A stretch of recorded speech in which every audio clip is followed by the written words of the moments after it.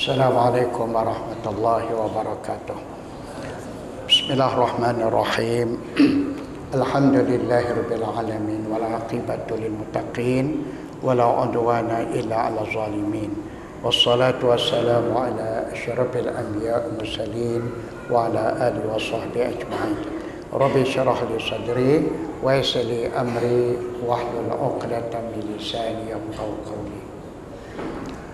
Yang bahagia Al-Fadil, Tuan Imam kita, pengurusi dan jawatankuasa surau, seterusnya para jemaah sekalian, alhamdulillah kita bersyukur pada Allah Subhanahu wa taala kerana pada malam ini dengan izin dan dengan hidayah dan rahmatnya kita dapat sama-sama berkumpul.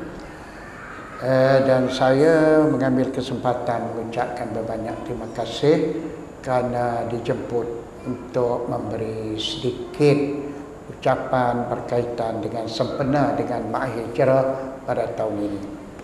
Dengan jemputan ini, alhamdulillah, inilah kali pertama saya sampai ke kota warisan ini. Walaupun saya kerap juga ke Salak Tinggi, langkau lah, terus ke depan, kerap juga ke Salak Tinggi. Tapi di kota warisan ni, kona masuk kiri ni kali pertama. Alhamdulillah, mudah-mudahan dengan kehadiran ini akan bertambah erat lagi silaturahim antara kita semua, insya-Allah. Tuan-tuan dan puan-puan sekalian, malam ni sebagaimana yang disebut bahawa kita sempena, kita bertuah sebenarnya malam ni kerana malam ni kebetulan berlakunya gerhana bulan.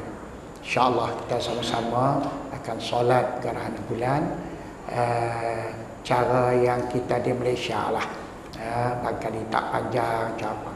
Kalau nak ikutnya dalam kitab, gerhana bulan ni dia start, kalau Nabi dia start semayang daripada mula gerhana sampai habis gerhana. Kalau 5 jam lah semayang. Mati kita pekat lari tengah jalan gitu ya. Tapi tak apalah, itu yang pentingnya dalam gerhana tu kita buat solat 2 rakaat ya, dengan cara-cara tertentu, walaupun pendek, walaupun kita baca ayat lazim saja, tapi tak masalah. Yang pentingnya sunat 2 rakaat itu satu sunnah muakkadah yang sangat dituntut ya, kita insya-Allah. Baik, tuan-tuan dan puan-puan sekalian,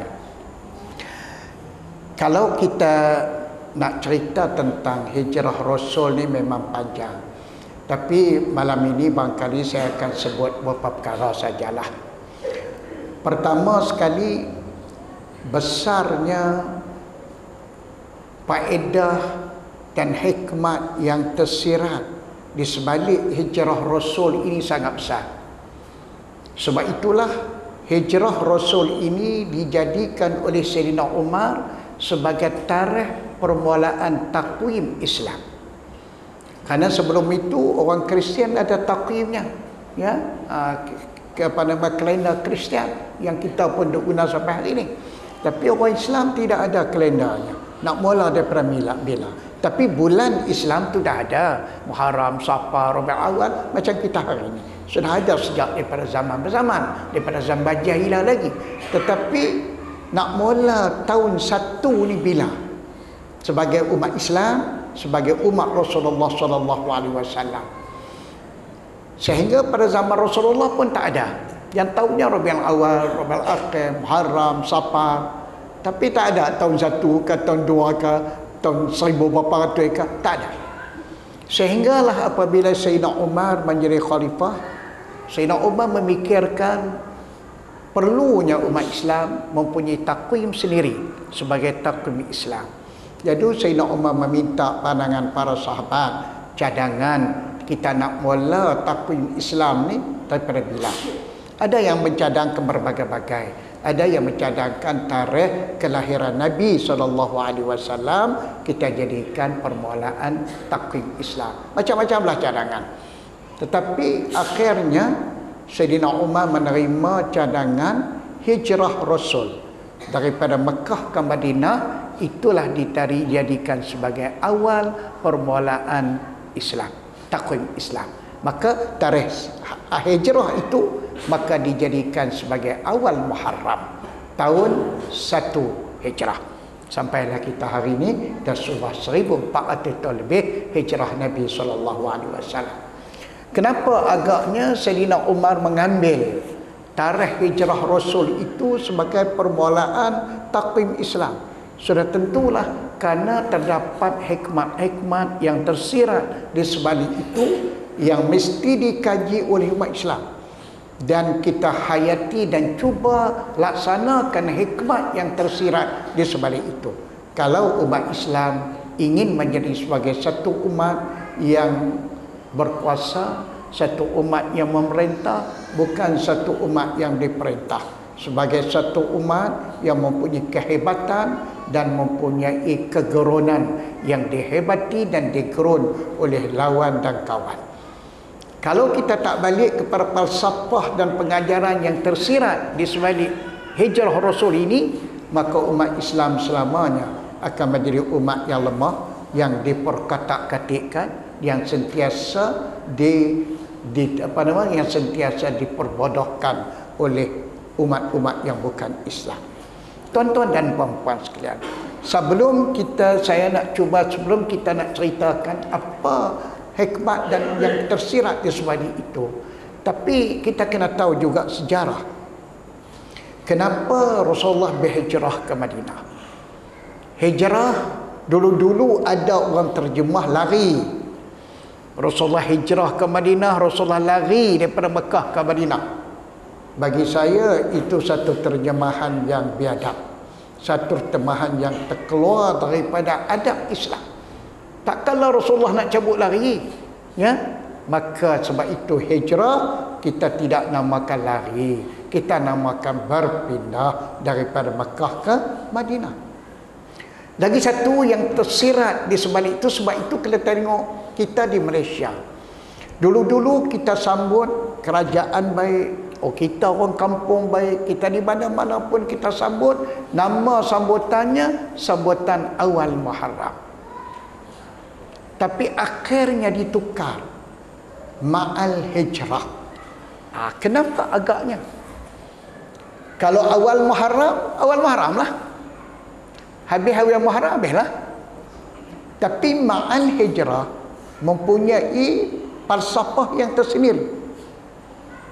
Ma'al hijrah bahasa Arab. Ma'al hijrah maksudnya kita bersama hijrah. Bersama hidup kita mesti bersama dengan hikmat yang ada dalam hijrah. Umat Islam mesti bersama-sama mengamalkan segala pengajaran yang terdapat dalam hijrah. Bukan sambut hari ini, habis tahun depan sambut pula. Kita duduk macam tu juga, pimai-pimai tang tu juga. Tak, kita hidup ma'al hijrah. Bersama hijrah sepanjang hayat kita, bersama hijrah, bersama prinsip hikmat pengajaran yang ada dalam hijrah itu. Ya, ataupun kalau kita ma'al Islam, kita hidup bersama Islam. Makna Islam kita bukan hanya setakat hari raya, bukan hanya hari Jumaat, tetapi sepanjang hayat kita berasaskan Islam. Hidup kita bersama Islam, hidup kita bersama intipati pengajaran hijrah. Itu kita ubah makna hijrah. Dulu awal Muharram, baik. Tapi Rasulullah SAW sebelum berpindah ke Madinah, Rasulullah diutuskan semasa baginda berada di Mekah. 13 tahun lamanya Rasulullah berada di Mekah.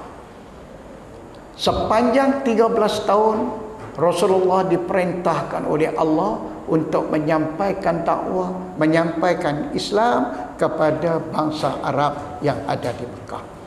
Tapi nampaknya tak menjadi.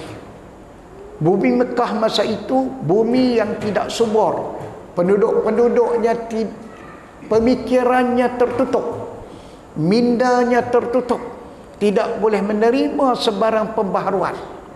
Bila Nabi membawa pembaharuan, dalam soal akidah, dalam soal hubungan kita dengan Allah, hubungan kita dengan manusia, dalam memperkenalkan prinsip hidup, dalam memperkenalkan apa matlamat hidup, apa tujuan hidup, bagaimana kita, adakah takat dunia saja kita nak hidup, adakah kita akan dibangkitkan di akhirat, dan bagaimana kesudahan kita di akhirat. Bila benar-benar ini pengajaran ini dikemukakan oleh Rasulullah kepada bangsa Arab di Mekah, kepada Quraisy dan berbagai-bagai lagi, mereka tidak boleh terima. Minda mereka tertutup, tidak boleh menerima sebarang perubahan. Mereka tetap dengan cara-cara datuk nenek mereka, beragama dengan agama datuk nenek mereka. Walaupun Nabi telah memperlihatkan, memperkatakan bagaimana sesatnya agama kufur kamu, agama syirik kamu, menyekutukan Allah, menyembah patung dan berhala, tetapi mereka tidak boleh menerima.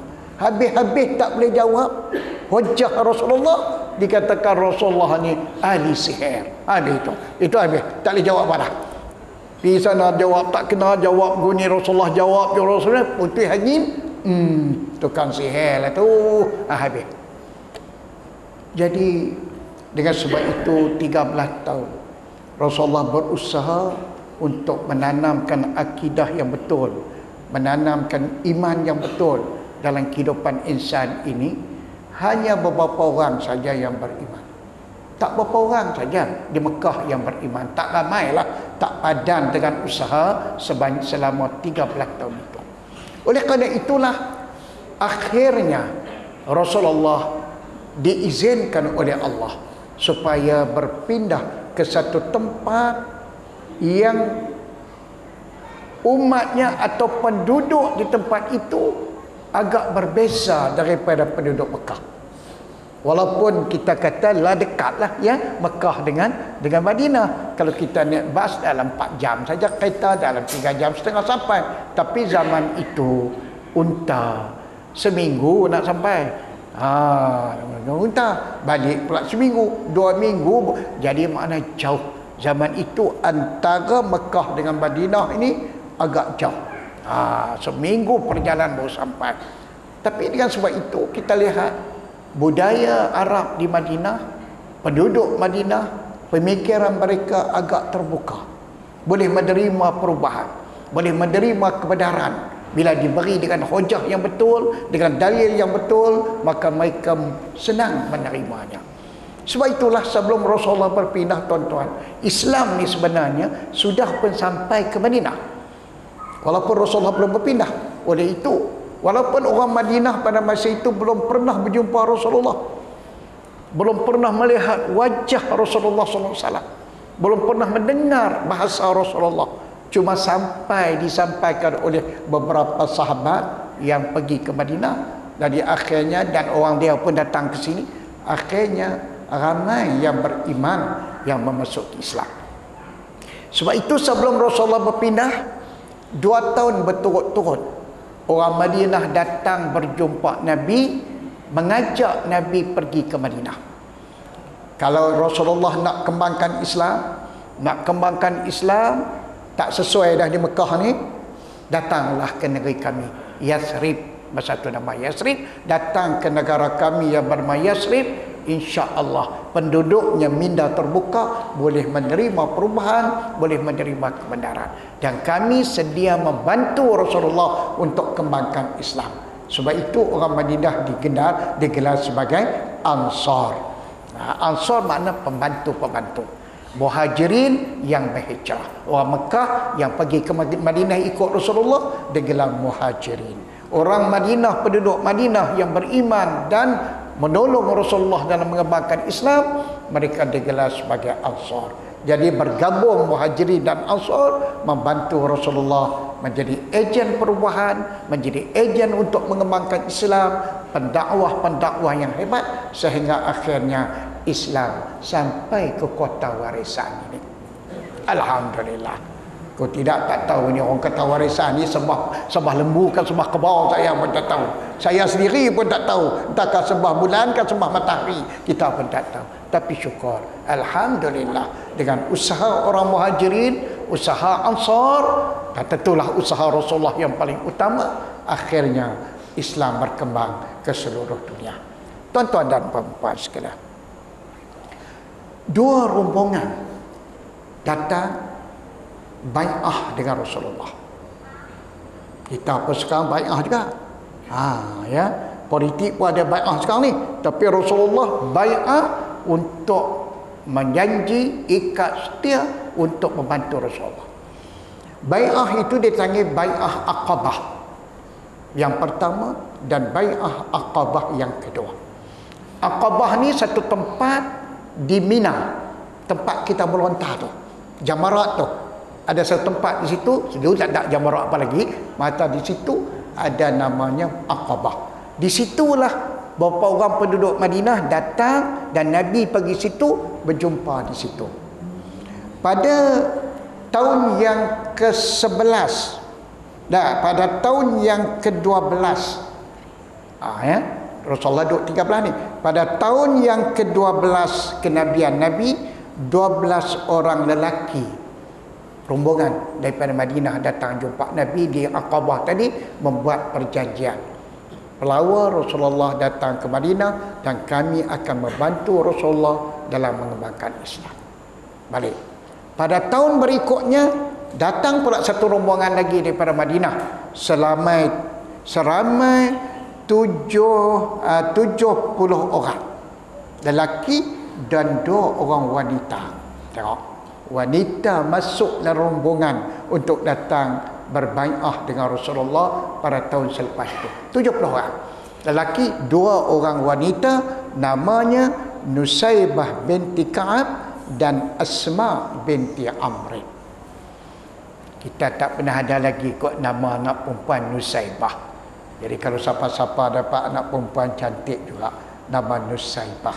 Ya, Nusaybah ni wanita pertama datang daripada Madinah mengikut rombongan lelaki untuk berjumpa dengan Rasulullah, mengikat setia untuk membantu Rasulullah. Tahun berikut itulah, selepas itu Nabi diizinkan oleh Allah Subhanahu Wa Taala berhijrah ke Madinah.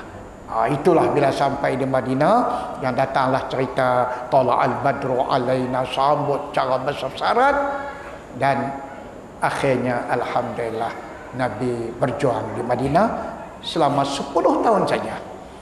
Nabi jadi Rasul 23 tahun. 13 di Mekah, 10 tahun di Madinah. Tapi perkembangan Islam di Madinah mengatasi 13 tahun Nabi duduk di Mekah. Jadi tuan-tuan dan puan-puan sekalian, kita nak tengok apa hikmat yang tersirat di sebalik hijrah Nabi yang patut kita jadi contoh dan tauladan.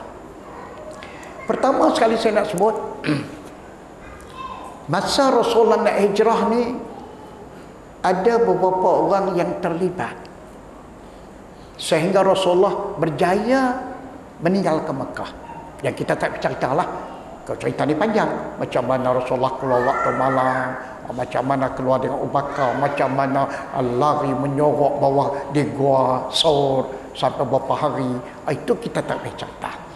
Tapi saya nak sebut nama-nama orang yang terlibat dalam menjayakan hijrah Rasul sehingga Nabi terlepas daripada ditangkap oleh kafir Quraisy dan Nabi berjaya sampai ke Madinah. Orang yang terlibat ini, yang pertama Abu Bakar As-Siddiq, yang menjadi teman Rasulullah. Bila Rasulullah diizinkan, Rasulullah hantar satu utusan jumpa Abu Bakar. Abu Bakar pendengar kata Rasulullah nak ajak dia berpindah, terus dengan selai sepinggang datang dan menemani Rasulullah untuk ke Madinah. Kemudian yang terlibat lagi Ali bin Abi Talib, Abdullah bin Abu Bakar, Amir bin Puhairah, seorang gembala kambing, Abdullah bin Uraiqat, Asma binti Abu Bakar.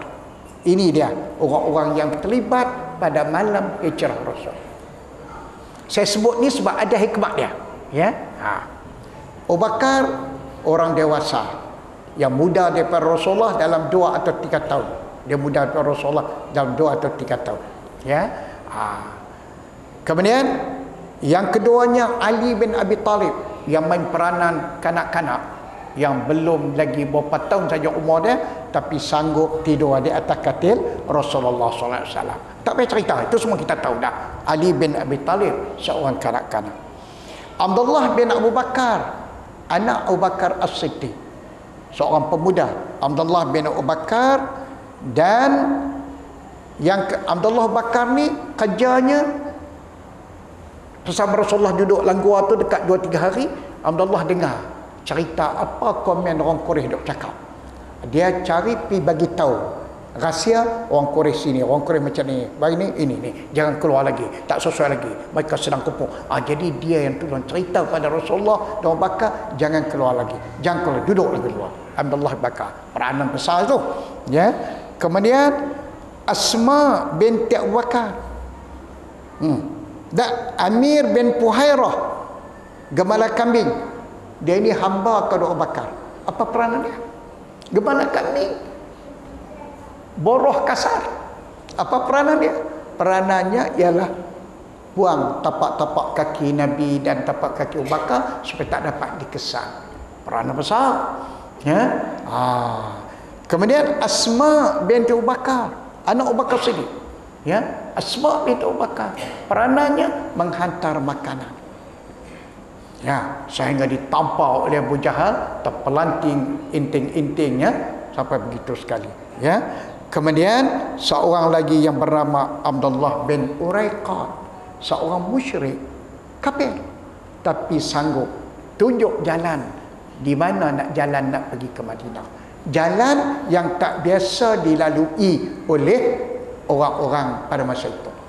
Kalau ikut jalan biasa, memanglah. Jadi dia kena satu cara jalan yang orang tak pernah lalu. Jadi pakar dalam bidang ini seorang musyrik nama Abdullah bin Uraiqat. Rasulullah bayar upah dia. Maka dia kata tak apa, bagi duit kat saya, amanah, saya akan bawa tuan dan Bakar mengikut jalan ini. Ini peranan seorang musyrik, Abdullah bin Uraiqat. Tuan-tuan, apa tujuan kita ceritanya? Ini yang saya nak sebut sikit malam ni, ringkas-ringkas ni. Aku nak cerita lain lagi panjang lah. Kita ambil beberapa poin saja malam ni. Jadi ini nak menunjuk kata bahawa perkembangan Islam, sebab kalau Rasulullah ditakdirkan tidak berjaya berhijrah, ditangkap oleh orang kufar musyrikin, maka Islam akan terkuburlah di Mekah itu. Islam tidak berkembang macam kita sebut macam hari ini. Tak ada. Habis, terkubur. Tapi kalau dapat ditangkap, dibunuh dan semua, habis. Tak ada Islam kita. Tapi dengan kejayaan hijrah, disambut oleh orang Muhajir, orang Ansar, akhirnya Islam berkembang sampai kita hari ini. Dan insya-Allah sampai kiamat. Kita kena tahu bahawa kejayaan Rasulullah berhijrah betul lah dengan izin Allah, dengan kuasa Allah. Tetapi pada zahirnya, kuasa Allah pun mesti ada usaha-usaha. Ya, semua kuasa Allah. Tuhan yang bagi rezeki kita, Tuhan yang bagi kita makan minum semua, tapi kena ada usaha lah baru kita dapat. Kau dah harap tak apa, ulat dalam batu pun ada rezeki, mampu kering lah kita. Tak kerja tak apa, Tuhan Maha Berkuasa, lagi hidup ada rezekinya, duduk tunggu rezeki. Mati kering gitu jelah. Betul, tapi kena ada sebab musabab, kena ada usaha, dan maka Rasulullah pun begitu. Tak boleh ke Allah Ta'ala gelapkan semua sekali orang tak nampak? Rasulullah keluar dengan senang saja. Keluar, hai Muhammad, pergi ke Madinah. Siapa pun tak nampak kau malam ni? Senang, tak ada apa. Tapi kenapa berlakunya usaha-usaha juga macam ni? Nak menunjuk kata bahawa untuk mencapai satu-satu kejayaan bukan cara yang mudah.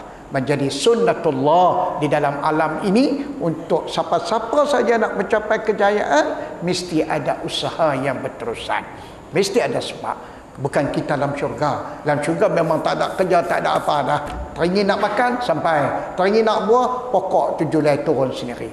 Jalan-jalan dalam syurga, sedapnya pokok tu, aku teringin, dengan sendiri julai tu turun. Wa zullilat qutufuha tazlila. Dalam surah Insan yang kita baca pagi Jumaat, maka ujung-ujung buah syurga itu dimudahkan Allah Julai dia julai ke bawah sampai kita dapat pegang makan. Dia naik balik. Itu syurga. Dalam ni duk tengok rambutan, ya Allah, aku nak makan rambutan, turunlah. Kering ke tu? Boleh ketupai lah. Tak boleh lah. Dunia ni bukan syurga. Dunia ni tempat usaha. Baik. Kita balik pada cerita tadi.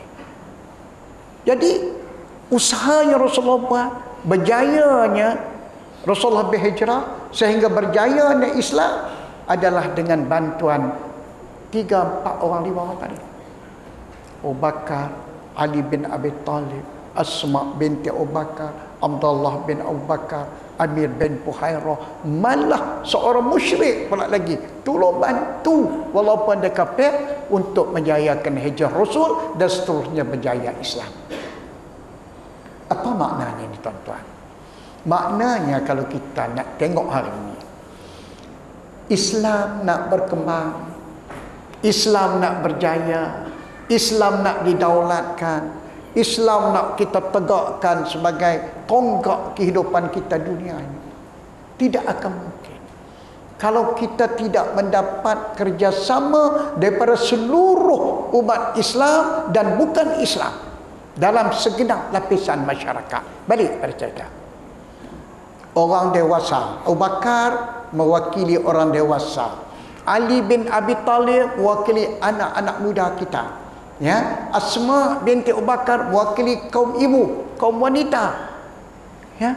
Abdullah bin Abu Bakar rakyat biasa. Amir bin Fuhairah boroh kasar, jaga kambing, gembala kambing. Abdullah bin Uraiqat seorang kafir, tolong bantu untuk tegakkan Islam. Jadi artinya dakwah kita untuk Islam hari ini tak akan mungkin ke depan dengan cepat kalau kita tidak mendapat semua lapisan masyarakat bersatu sebulat suara, masing-masing memainkan peranan dalam dakwah Islamnya. Sebab itu kita lihat hari ini dakwah tidak berkembang baju. Berapa ratus tahun dah kita, ya, kita merdeka dah 50 tahun, macam-macam, tapi kenapa ramai lagi Islam ini tersekat. Pasal yang nak sibuk dengan Islam ni bukan semua orang. Dia nak bercakap Islam, nak bercakap ni golongan-golongan tertentu. Ustaz-ustaz, ulama, bahagian dakwah Jabatan Agama Islam, tu imam, tu qadi, sikit-sikit. Oleh anak muda, berapa orang yang mau bercakap Islam? Dia lebih seronok merimpit lagi. Lebih seronok wah tiap-tiap malam sampai tak tahu apa tujuan hidup dia. Orang tua-tua berapa ramai yang nak kepada Islam, ramai yang tak mau Islam.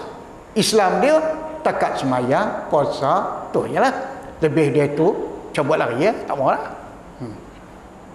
Berapa ramai orang wanita yang sanggup sama-sama berdakwah untuk tegak, tak ramai. Sebab itu perkembangan Islam kita terhad. Perkembangan Islam kita tak cepat lagi kerana tidak didokong oleh semua lapisan masyarakat sebagaimana hijrah Rasulullah SAW. Ini satu poin cukup penting dalam pengajaran hijrah ni. Tak usah pergi jauh-jauh, ni saja. Kalau orang tanya kita, kenapa ni Islam lambat sangat ni? Kenapa kita tak boleh daulat Islam ni lambat sangat? Kenapa syarat Islam tak boleh ditegakkan? Pandailah tadi. Kerana tidak semua umat Islam yang berasa bertanggungjawab untuk hal-hal ini. Lebih seronok melepak, lebih seronok dadah, lebih seronok yoya, seronok gitu ya. Dia tak ada apa, tak ada matlamat hidup dia, tak ada apa. Nak seronok, nak makan, nak seronok, nak makan, ada duit banyak sikit, kira nak nikah 2, 3, habis tu ya. Bila wajah tak, saya tak apa, saya tu serah kat ustaz lah. Tu setengah Jabatan Agama lah, kerja repa lah tu, kita tak ada apa. Kaya kira boleh kahwin 2-3 orang cukup. Tu ya. Tuan-tuan, jadi ini yang kita nak, hijrah ni berubah. Yang selalu orang kata berubah daripada tidak baik kepada baik. berubah kepada yang baik, kepada yang lebih baik, yang lebih baik kepada yang lebih baik. Betul itu. Tapi nak berubah jadi dulu ya, tak payah cakap banyak-banyak lah. Sejauh mana kita boleh meningkatkan pahaman orang Islam, mensuntik semangat dakwah di kalangan seluruh umat Islam, sehingga masing-masing terasa bertanggungjawab, terpanggil untuk memberi saham dia mengikut kemampuan kita masing-masing dalam mendaulatkan Islam. Tak mesti semua orang kena bersyarah. Zaman Rasulullah mengambil kesempatan segala potensi yang ada pada umat Islam. Masing-masing Rasulullah gerakkan, semua orang kena bersatu memberi sumbangan kepada perkembangan Islam. Orang yang alim, sahabat-sahabat yang alim, kamu mengajar, kamu sampai dakwah, ceramah sana, bagi tahu sini, sana sini, ajar. Itu dia ada ilmu. Orang kaya dia tak sempat nak dengar ilmu. Dia sibuk dengan bisnes, tengok dengan perniagaan dia sana sini, dia tak apa banyak ilmu. Maka Rasulullah tak suruh dia mengajar. Kamu bagi sumbangan duit. Kamu kaya, sumbang duit untuk perkembangan Islam. Orang kaya memainkan peranan untuk Islam dengan sumbangan wang dia. Orang ada ilmu dengan ilmunya. Macam-macam masing-masing kita. Orang yang ada tenaga, saya tak ada ilmu, tak ada duit pun tak ada, tapi tenaga ada. Guna tenaga. Tenaga ni diguna untuk Islam. Macam-macam lah. Orang yang ada ilmu, tak ada duit, tak ada apa, guna. Pendek kata, apa saja yang kita ada, kemampuan kita masing-masing, kita manfaatkan untuk sama-sama memberi saham dalam mengembangkan dakwah Islamiah ni. Itu. Orang wanita, cara wanita. Kanak-kanak, orang anak-anak muda, cara anak muda. Lebih-lebih lagi sebab itu kita lihat perkembangan Islam di zaman Rasulullah banyak didukung oleh anak muda. Baca sejarah. Semua anak muda. Ali bin Abi Talib, Salman Al-Farisi, semua ini belasan tahun dan 30-an, 40-an.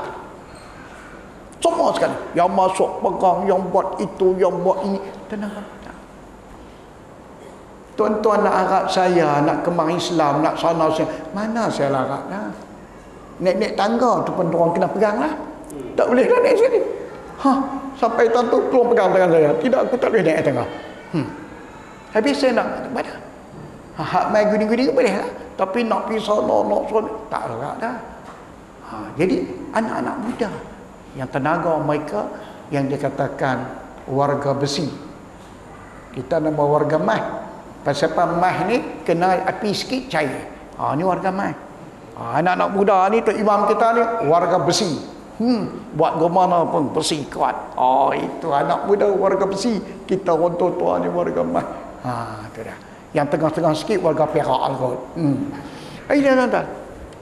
Ini hikmat yang pertama kita dapatnya. Sebab itu kita kena usaha kita kena timbulkan kesedaran kepada seluruh lapisan umat Islam, kanak-kanak orang muda apa semua, supaya masing-masing dapat memberi saham dalam mengembangkan Islam ini. Sebab itu Rasulullah 10 tahun saja. Tak lama, 10 tahun saja. Rasulullah mampu menegakkan, mendaulatkan syariat, menegakkan sebuah negara Islam. 10 tahun saja. Kita, bukan kita saja, di mana-mana dunia Islam tak mampu. Pasal tadilah.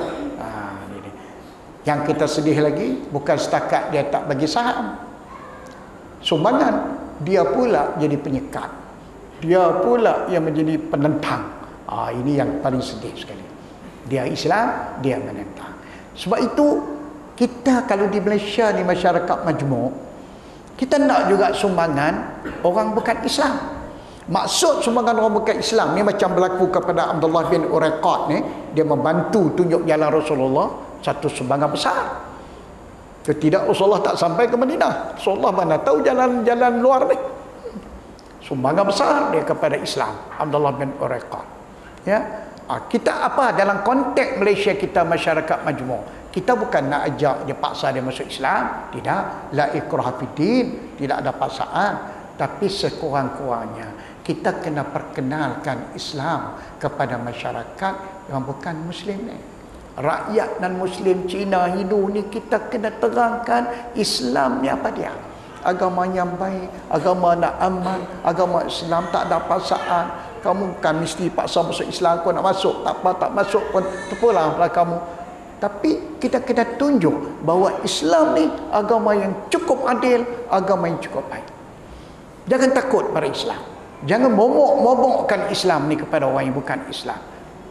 Jadi akhirnya bila dia faham, kita tak ada apa lah kalau Islam merintah pun, kita akan dapat adil, keadilan yang cukup, tidak ada kezaliman, tidak ada penindasan. Kita akan jadi kafir zimmi. Kafir zimmi, tanggungjawab kita negara Islam terhadap rakyat yang statusnya kafir zimmi ini sama dengan rakyat yang Islam. Nabi kata, man aza zimmiyan faqad azani. Siapa yang menyakitkan kafir zimmi, buat kerja-kerja yang menyakitkan hati dia, zalim kat dia ke, tindas dia ke, tipu dia ke, tipu bila kafir ni peduli apa. Siapa yang menyakitkan seorang kafir zimmi, rakyat zimmi, sepertilah dia menyakitkan aku. Fahamlah. Kalau kita sakitkan Rasulullah, apa hukumnya? Neraka jawabnya. Tengok, Rasulullah memberi status rakyat negara Islam yang bukan Islam, yang digelar sebagai kafir zimmi, statusnya sama dengan orang Islam. Tak boleh. Tak boleh kalau kita kata perintah, kita orang Islam merintah, kita perintah cak Islam, kita naya habis, rampai habis dia punya, tak bagi hak dia. Dah, dia patut dapat hak tanah, kita kena bagi tanah. Dia patut dapat hak pendidikan, kita kena bagi pendidikan. Dia patut dapat hak itu hadapan ni, kita kena bagi. Sama. Tak boleh buat zalim, tak boleh buat naya. Kita kena terang ini supaya mereka kalau dia tak masuk Islam pun, dia tidak menentang kepada Islam. Ini penting. Tidak. Yang mampu yang sokong kalau perintah Islam, mampu yang. Itu yang masing-masing tak boleh ini mengawal. Langkah mayat aku dulu nak perintah Islam. Pasal dia tak tahu Islam tak apa. Dia ingat kalau Islam perintah ni habislah. Potong lancau habis semua, mampu habis dia. Siapa ajak macam tu? Kita yang nak beritahu. Ni pokok Islam haprak ni. Jadi nak beritahu. Jangan sokong, lancau hang habis tak ada habis. Mana boleh ni macam di India silsilah. Ini masalah kita. Ya. Sebab itu dalam masalah hudud, masalah apa, kita tengok statement Datuk Mufti kita. Alhamdulillah dalam 2 hari 2. Apa Datuk Mufti kata? Hentikan perdebatan soal hudud. Nak berdebat soal hudud, hentikan. Ini hukum Allah. Allah lebih tahu apa yang sesuai untuk hamba dia. Siapa anda? Siapa kita nak debat hukum Allah Ta'ala? Baik buruknya hudud ni, baik ke buruk ke? Siapa dia? Pak Alban mana? Pak Haji mana? Pemimpin mana? Menggaji berapa ratus universiti? Nak debat hukum Allah Ta'ala. Allahu Akbar. Baik tu Datuk Mufti kata, hentikan segera. Ura-ura nak debat. Ini hukum Allah. Laksanakan saja. Tu saja. Tak mau laksana, sudah. Jangan debat-debat. Ini hukum Allah tu. Itu keluar. Saya kata bagus. Datuk Mufti Selangor Ghani. Macam tu kita sokong terpecah. Jangan duduk senyap. Buat lebuk nyang ya. Mufti apa? Cakap lah yang betul, cakap. Rakyat tengok, betul. Patutnya seluruh mufti itu bercakap. Tuan-tuan dan puan-puan sekalian, ini yang kita nak. Baik itu dalam hijrah ni kita nak ubah persepsi kita, pandangan kita terhadap tugas kita. Sebab itu tuan-tuan, dalam sepotong ayat Allah sebut, innallaha ya'murukum an tu'addul amanat ila ahliha wa iza hakamtum bainan nas an tahkumu bil adl. Sesungguhnya Allah memerintahkan kamu supaya menunaikan amanah. Dan apabila kamu berhukum antara manusia, hendaklah kamu hukum dengan adil. Saya nak kupas pandangan ulama dalam mentafsirkan ayat ini.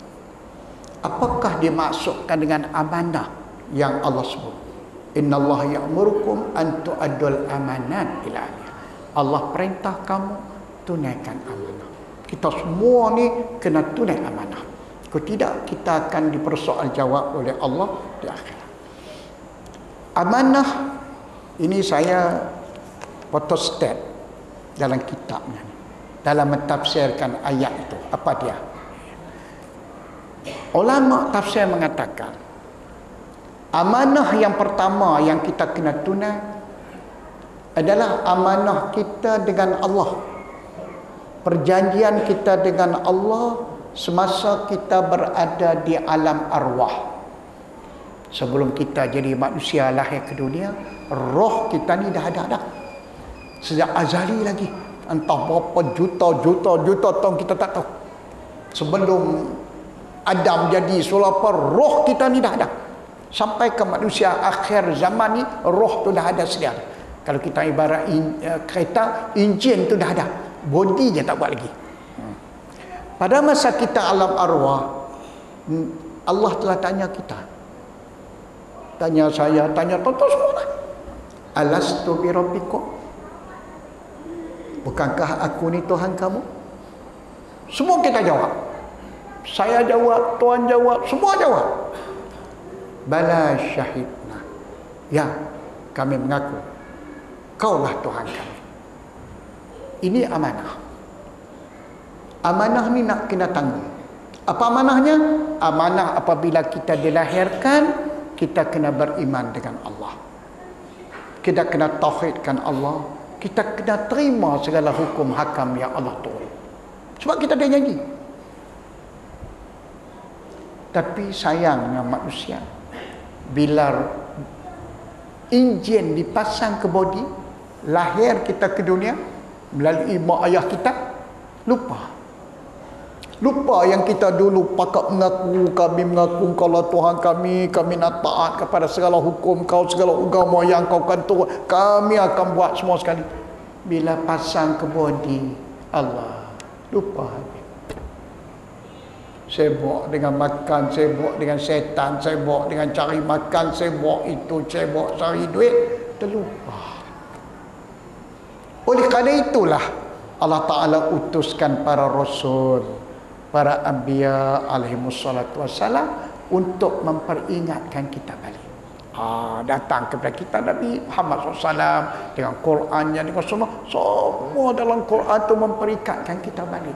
Jangan lupa amanah kau. Alhamdulillah tuan-tuan, kita yang ada di sini dan sahabat-sahabat kita seluruh dunia Islam daripada zaman Nabi sampai kiamat insya-Allah, yang Islam ni kita telah tunaikan amanah kita. Amanah kita yang pertama dengan Allah tu kita dah tunai. Semua kita dah jadi Islam, kita dah menganut agama Islam. Baik. Bila kita dah tunai amanah yang kedua, yang pertama, datang pula amanah yang kedua. Ini dah. Apa amanah yang kedua? Amanah yang kedua, kita kena tafaqquh fiddin. Kena mendalami ajaran agama kita. Jangan kita mengaku Islam tapi tak erti apa agama Islam. Apa dia ajar agama Islam tak? Aku Islam tapi aku tak tahu apa. Kita dah tak tunai amanah. Bak Salman Bollywood, bintang filem Salman apa nama? Salman tu bukan hak seorang lagi tu. Hak dapat Datuk Melaka tu lain. Ni hak Salman.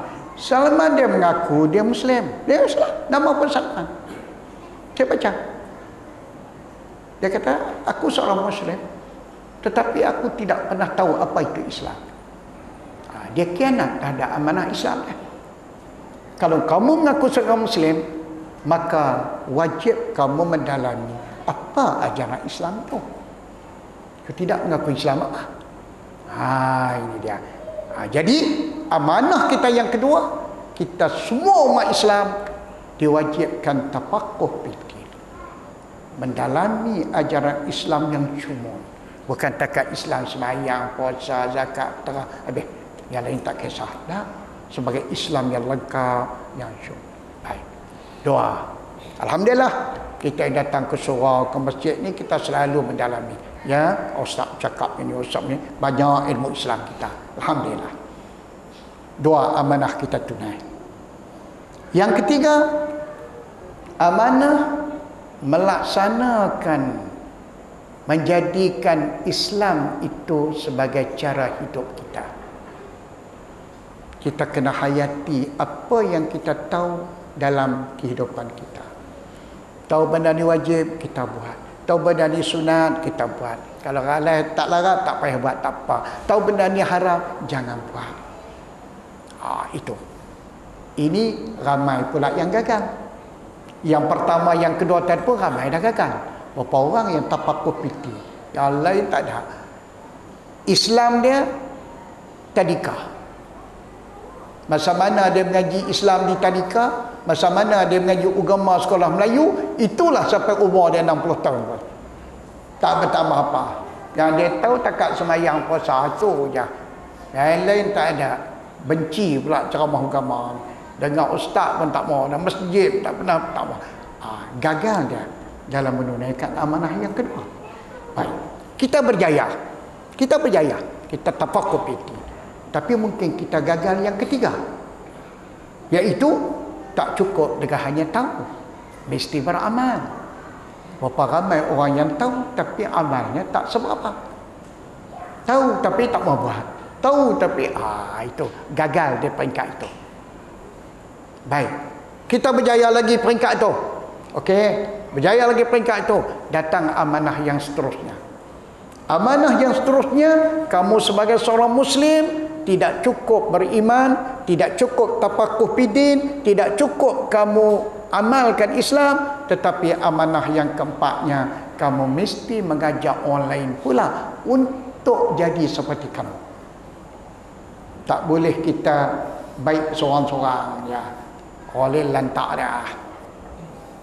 Kita baik rajin surau masjid pagi petang. Bini kelumung benar. Dan kita ni dengan sorban kami yang besar. Jubah meleret siang malam. Bini kelumung benar.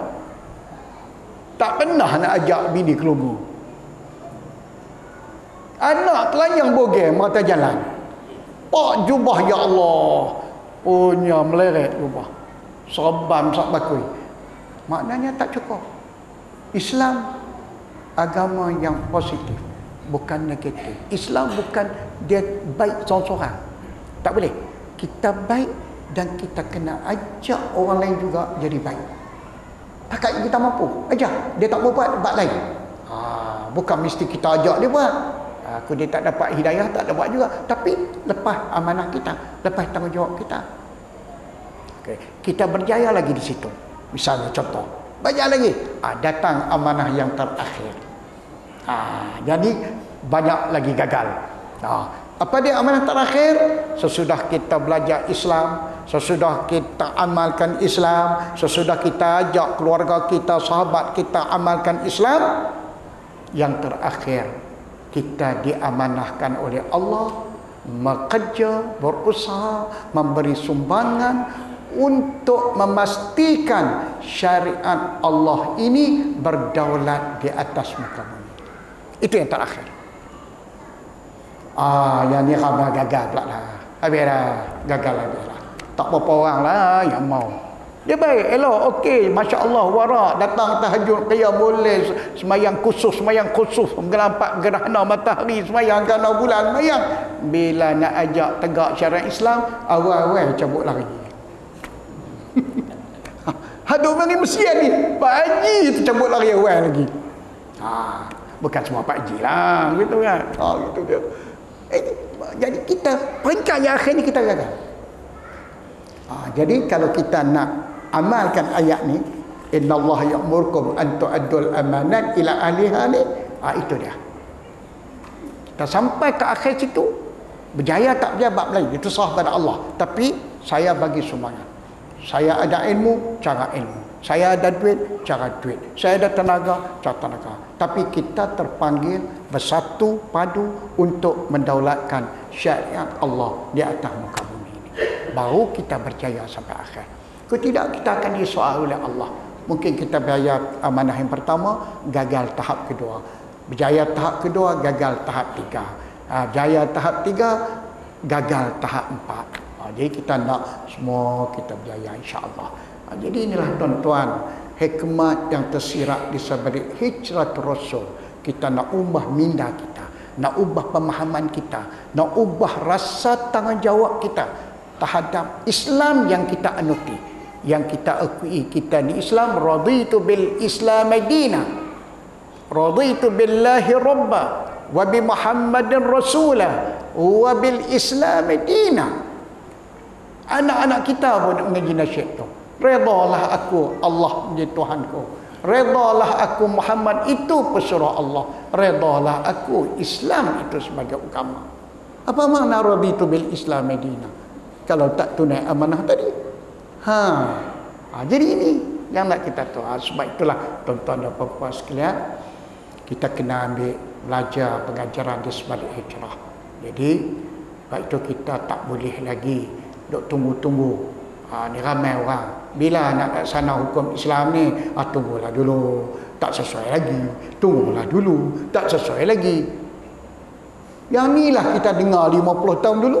Yang ni juga yang kita dengar hari ini. Dan mungkin 100 tahun lagi pun, ya alasan ni juga dia beri. Akhirnya, sebenarnya Allah dah sebut dalam Quran. A'udzubillahi minasyaitanirrajim. Alam ya'ni lil ladzina amanu an takhsha'a qulubuhum li zikrillah wa ma nazala minal haqq wa la yakunu kal ladzina utul kitaba min qabl fatala 'alaihimul amad faqassat qulubuhum wa katsirun minhum fasiqun. Shadaqallahul azim. Apa makna tuan-tuan? Maknanya Allah kata pada kita, tidak sampaikan lagi masanya orang mukmin ni tunduk kepada hukum Allah. Bila lagi? Alam yakni lillazina aman. Tidakkah sampai masanya lagi orang beriman takhsha'a qulubuhum li zikrillah, tunduk kepada agama Allah. Wa ma nazara minal haq, dan tunduk menegakkan kebenaran yang diturunkan Allah. Kemudian Allah sebut wala yakunu kallazina utul kitab min qabl. Janganlah orang beriman wa Islam ni jadi macam orang-orang yang diberi kitab sebelum mereka, Yahudi dan Kristian. Bila diajak untuk tegakkan agama, tunggu dulu. Ini jawapan Yahudi Kristian. Tunggu dulu. Nantilah dulu. Lama sangat tunggu ni.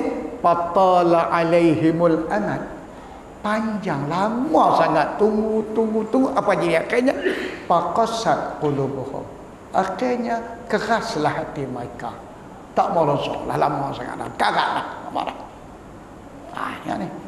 Wa katsirun minhum fasiqun. Kebanyakan mereka itu orang-orang fasik. Jadi Tuhan bagi ingat kita, jangan kita jadi macam tu. Kalau kita jadi macam tu, duk tunggu, maka kita disebut oleh Allah sebagai fasik.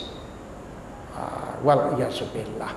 Jadi kita kena bekerja bersama ini dah. Jadi tuan-tuan dan puan, kita kena ambillah sempena hijrah Rasul. Kita tengok bagaimana kegigihan orang Ansar, bagaimana kegigihan orang Muhajirin, dan bagaimana kegigihan Rasulullah sendiri dalam masa 10 tahun. Karena mereka semua terpanggil, semua melibatkan diri, lelaki, perempuan, kanak-kanak, orang dewasa, anak muda, sehingga orang non-Muslim pun tolong bantu, karena dia faham Islam itu agama baik. Tak menanyakan dia, tak menyusahkan dia. Tak ada sebut satu kisah Nabi nanyakan orang Yahudi Kristian. Tak ada satu sejarah, satu hadis, satu sejarah yang tercatat dalam Islam mengatakan bahawa Islam ini menganiaya orang kafir zimmi. Tak. Dia duk lawan kerana mereka jadi kafir harbi, duk serang Rasulullah. Itu Rasulullah lawan lah. Tapi yang duduk dalam Madinah, taat setia kepada Rasulullah semua ni, itu kafir zimmi. Itu tak ada apa. Sama. Rasulullah kata, apa yang kamu ada hak, mereka ada hak. Apa tanggungjawab kamu, mereka sama. Sama. Kafir zimmi dengan Muslim, penduduk Muslim, sama. Segi tanggungjawab, segi hak dan tanggungjawab. Tak ada siapa kena nayang. Ini kebaikan Islam. Gitu. Jadilah tuan-tuan dan puan-puan sekalian, saya rasa cukup-cukup. Saya pun duk angan-angan, nak buat sejam cara Muhammad ni. Sebab kita saat di Aisyah nak sembahyang sunat khusuf sikit, jadi saya ingat cukuplah, cukup sejam ni. Jadi saya ingat cukup setakat tu. Mudah-mudahan apa yang sebut ni semata-mata lillahi ta'ala, tak ada untuk nak menyentuh siapa-siapa. Jadi kesimpulannya, sebelum saya tamat, kesimpulan saya nak sebut kerana sejam ni, apa dia kesimpulannya? Kalau yang tak datang ni tanya sedap ke syarah malam ni? Sedap. Nayang kau tak pergi, rugi. Apa dia? Tak tahu tapi sedap. Rugi. Oh, sedap. Tapi apa dia poinnya? Tapi tak tahulah tapi sedap lah. Rugilah kita. Jadi kita akhir kena buat poin. Ingat poin ni cukup. Saya duk meriwang yoyoh banyak tu tak apa, tak ingat. Poinnya 2-3 aja poinnya. Pertama sekali, daripada semangat hijrah, kita semua lapisan masyarakat kena memainkan peranan dalam menegakkan Islam. Tak kira siapa, orang kaya ke, orang senang ke, ustaz ke, cikgu ke, penarik beca ke, peladang ke, pak tani ke, siapa pun sebagai Muslim kena bagi sumbangan untuk tegakkan Islam, untuk daulatkan Islam. Itu satu poin. Daripada cerita Pak di bawah tadi, Laita Mumpang, Amir Puhairah, apa semua. Yang kedua, amanah. Amanah kita kena bagi kesedaran. Amanah kita bukan setakat jadi orang Islam. Jadi Islam, kena belajar Islam, kena praktikkan Islam, kena ajak orang lain, dan akhirnya semua sekali kita berpakat untuk daulatkan syariat Islam. Barulah kita akan menjadi manusia yang Tuhan redha. InsyaAllah mati hidup kita Tuhan redha, mati kita Tuhan redha, InsyaAllah. Itulah ending kita. Itulah matlamat hidup kita. Kita cari makan, kita nak bekerja dan naik pangkat, nak apa, itu kerja dunia. Tapi ending kita, nihayah kita, akhir kita, ridha Allah. Ridha Allah itu matlamat hidup manusia Muslim. Kaya saja kau tak dapat ridha Allah, tak jadi apa. Alim saja tak dapat ridha Allah, tak jadi apa. Buatlah kita apapun, kalau tak dapat ridha Allah, habislah kita. Rugi dunia, rugi akhirat. Kalau kita dapat ridha Allah, bahagia dunia, bahagia akhirat. Tuhan redha kita dunia, Tuhan redha kita akhirat. Itulah kemuncak kita, kehidupan kita, insya-Allah. Aku qauli hadza wa astaghfiru lakum. Wassalamu alaikum warahmatullahi wabarakatuh.